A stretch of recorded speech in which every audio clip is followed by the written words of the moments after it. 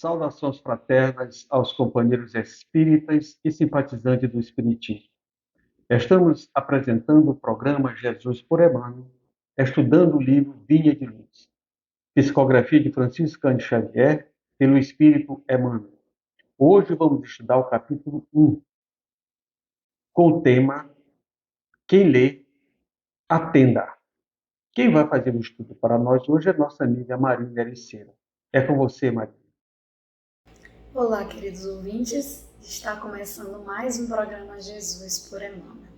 Nós estamos estudando a obra Vinha de Luz, psicografia do Francisco Cândido Xavier pelo Espírito Emmanuel. Hoje nós vamos fazer a leitura do capítulo 1, com o tema Quem lê, atenda. Eu me chamo Marina e farei o estudo de hoje com vocês. Bom, o texto se inspira numa passagem que está no Evangelho de Mateus, capítulo 24, versículo 15, quando Jesus afirmou a sentença, quem lê, atenda. Então vamos à leitura do texto. Assim como as criaturas, em geral, converteram as produções sagradas da terra em objeto de perversão dos sentidos, um movimento análogo se verifica no mundo com referência aos frutos do pensamento.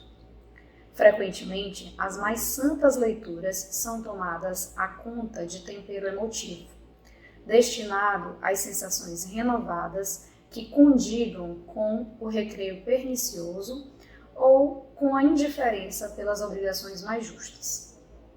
Raríssimos são os leitores que buscam a realidade da vida. O próprio Evangelho tem sido para os imprevidentes e levianos vasto campo de observações pouco dignas. Quantos olhos passam por ele, apressados e inquietos, anotando deficiências da letra ou catalogando possíveis equívocos a fim de espalharem sensacionalismo e perturbação. Alinham com avidez as contradições aparentes e tocam a malbaratar com enorme desprezo pelo trabalho alheio as plantas tenras e dadivosas da fé renovadora. A recomendação de Jesus, no entanto, é infinitamente expressiva. É razoável que a leitura do homem ignorante e animalizado represente conjuntos de ignominiosa brincadeiras. Mas o espírito de religiosidade precisa penetrar a leitura séria, com real atitude de elevação. O problema do discípulo do Evangelho não é o de ler para alcançar novidades emotivas ou conhecer a Escritura para transformá-la em arena de esgrima intelectual, mas o de ler para atender a Deus, cumprindo-lhe a divina vontade. Então vamos às nossas reflexões do texto, né?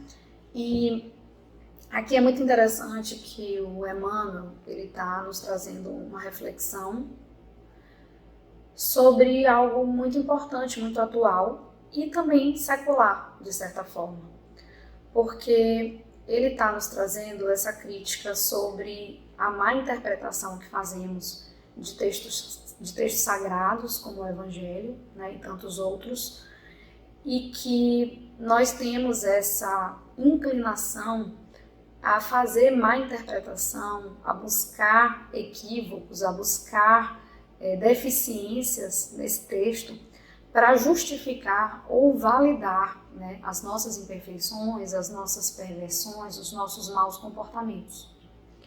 E isso acontece tanto entre crentes e não crentes, e talvez em todas as nações, entre nações que fazem isso com o Evangelho ou com outros textos sagrados, que são os textos das religiões vigentes ali naqueles países, né? E acredito que por isso Jesus tenha nos dito que nação se levantaria contra nação e reino contra reino.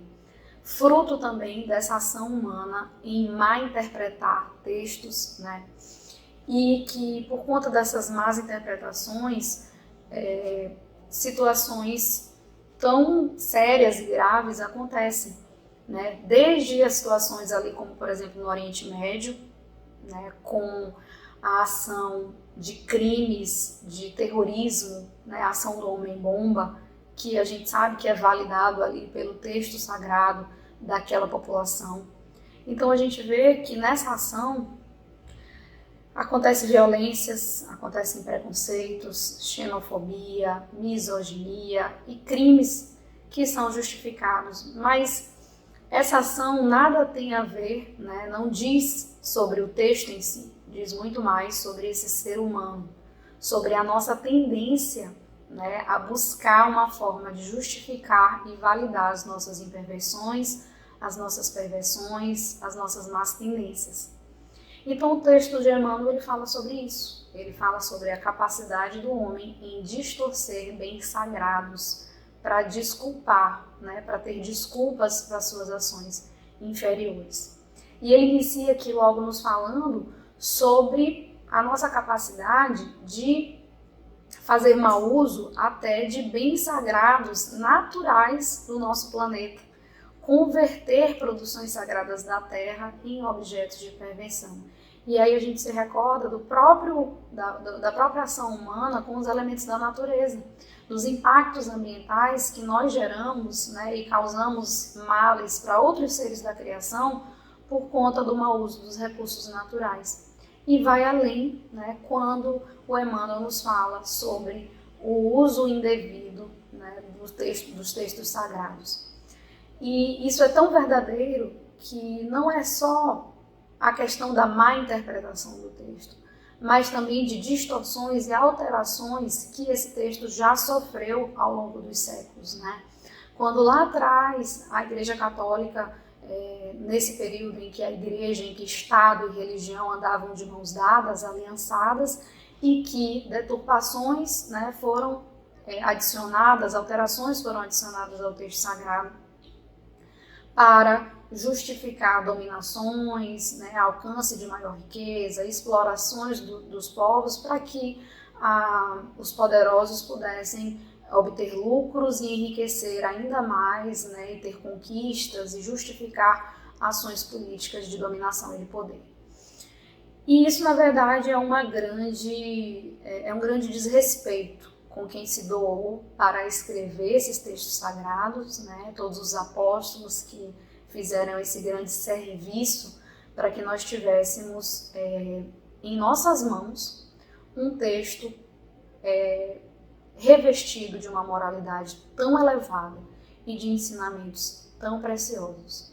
Então essa ação humana, com essa intenção de catalogar equívocos, de buscar deficiências, de buscar contradições, para causar sensacionalismo e perturbação, como diz Emmanuel, é na verdade um grande desrespeito com quem nos entregou esse tesouro tão precioso de ensinamentos tão ricos, né? E por isso o Emmanuel nos fala que esse espírito de religiosidade, né, ao ler um texto sagrado, precisa penetrar a leitura séria com real atitude de elevação. Então, precisamos nos revestir dessa atitude de elevação quando formos realizar as nossas leituras evangélicas, sem buscar ali, nos textos, a letra que mata, mas sim o espírito que vivifica. Como não nos lembrar de Paulo de Tarso, ao ler esse texto de Emmanuel, na carta aos Coríntios, quando ele orientou: não que sejamos capazes de pensar por nós mesmos, nossa capacidade vem de Deus, o qual nos faz ser capazes de ser ministros de um novo testamento, não da letra que mata, mas do espírito que vivifica. E aqui, Paulo de Tarso estava nos dando duas orientações muito importantes. A primeira, que é a necessidade de nos elevarmos para sintonizar com a espiritualidade maior, de buscar em nosso íntimo a essência divina que há em todos nós, que está escrita em nossas consciências, porque a lei de Deus está escrita em nossas consciências, da importância de se elevar para sintonizar com essa sintonia espiritual verdadeira e elevada, para que a gente alcance o verdadeiro propósito dos textos evangélicos. E dois, né, veio nos mostrar esse alcance, né, de sermos ministros desse novo testamento, porque a gente sabe que a letra que mata está sendo representada pelos povos hebraicos ali muito endurecidos, muito direcionados para o cumprimento de leis, na obediência dessas leis, enquanto que Jesus veio ressignificar essas leis tão duras e rígidas do Antigo Testamento, nos mostrando uma nova postura, uma nova atitude a ser tomada para que a gente cresça e evolua. Não mais pela obediência, pela dor, pela repressão, mas sim pelo amor, pela compreensão e pelo perdão. Então Jesus abre esse novo horizonte, esse novo caminho que de fato nos eleva.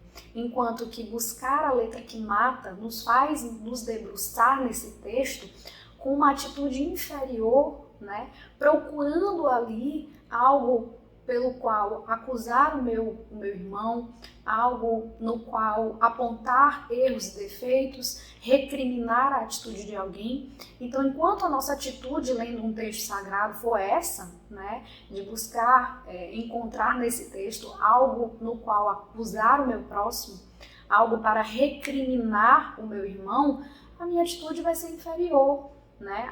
O meu olhar, o meu viés vai ser dotado de pessoalidade e de mazelas, né? da minha essência ainda falha, dos meus instintos, dos meus preconceitos, das minhas tendências inferiores. Então, que possamos vencer essa atitude mental e emocional mesquinha de apontamentos, né, de sensacionalismos, de perturbações sociais e nos revestirmos dessa essência divina e de ler o texto sagrado buscando propósito de elevação. Nesse mesmo sentido, resgatar aqui uma outra sentença do Antigo Testamento em que o profeta Isaías nos fala lá no capítulo 55. Assim como os céus são mais altos que a terra, os pensamentos de Deus são mais altos que os nossos. Então, se a nossa leitura do Evangelho for na nossa mediocridade, na nossa humanidade, que ainda é cheia, né, repleta de inferioridade, repleta de instintos, repleta de sentimentos inferiores, nós iremos usar esse texto de uma forma deturpada e pervertida. Mas se nós nos elevarmos, porque os pensamentos de Deus são mais altos, são mais elevados, e se nós buscarmos sintonizar com esses pensamentos, com essas vibrações da espiritualidade maior, com certeza iremos fazer uma leitura com um propósito mais elevado, mais moralizado. Então, a atitude que eu devo ter quando estiver lendo o Evangelho ou qualquer outro texto mais moralizado é de colocar em suspensão as minhas imperfeições, as minhas mazelas e contendas, né, superá-las e buscar extrair do texto o seu sentido mais profundo e sublime, compreendendo de fato qual a mensagem, né, qual a mensagem espiritual daquele texto. E mais do que isso, o que Emmanuel está nos dizendo aqui não é simplesmente sobre compreender, sobre dar uma devida interpretação para essa mensagem do Evangelho ou de qualquer texto sagrado. Ele está falando algo mais específico. Ele está nos falando de aplicar. A aplicação desse Evangelho, dessa mensagem, dessas orientações morais e espirituais para as nossas vidas. Quando ele nos diz de ler para atender a Deus, cumprindo-lhe a divina vontade. Não basta entender, não basta compreender, é preciso atender a Deus. Então nos alerta Emmanuel que os ensinos de Jesus nos ajudam a encontrar a felicidade por caminhos alternativos ao da dor. Mas nós, homens, insistimos em ler sem entender os desígnios de Deus e sem cumprir a justiça divina. E sempre que transgredimos, sempre que contrariamos a vontade de Deus, nós trazemos como consequência para as nossas vidas sofrimento, dores, e é por isso que se buscarmos essa compreensão, e mais do que isso, se buscarmos aplicar essas lições para as nossas vidas, um novo horizonte desperta em nossos caminhos, porque é através do desenvolvimento dessas virtudes, e de cada uma das virtudes que iremos desenvolver, que nós vivenciamos uma espécie de felicidade diferente. Quando somos amorosos, quando somos humildes, caridosos, cada valor desse, cada virtude dessa nos ensina e nos faz experienciar uma felicidade diferente. Então, quem lê, quem buscar se debruçar sobre esses textos, que entenda, mas que também atenda, né? Que possamos aplicar essas lições para a nossa vida, para que alcancemos esse verdadeiro propósito de crescimento espiritual. Essa foi a nossa contribuição para o divulgar.net. Paz a todos! Muito obrigado, Marina, pelos esclarecimentos, pelas reflexões deste capítulo inicial do livro Vinha de Luz, que traz como título Quem lê, atenda. Quem lê, atenda. Atender o quê e a quem? Eis a pergunta. O chamamento de Deus. Ler e compreender para atender bem os propósitos da vida. É isso que Jesus nos convida neste capítulo, nessa proposta, trazido com clareza através de Emmanuel, com os esclarecimentos de Marina. Obrigado mais uma vez, Marina, pelas suas belas reflexões. E nós convidamos a todos vocês que se inscrevam no nosso canal e recebam em primeira mão as novidades que sempre estamos colocando no nosso canal para você. Divulgar doutrina espírita. Até a próxima.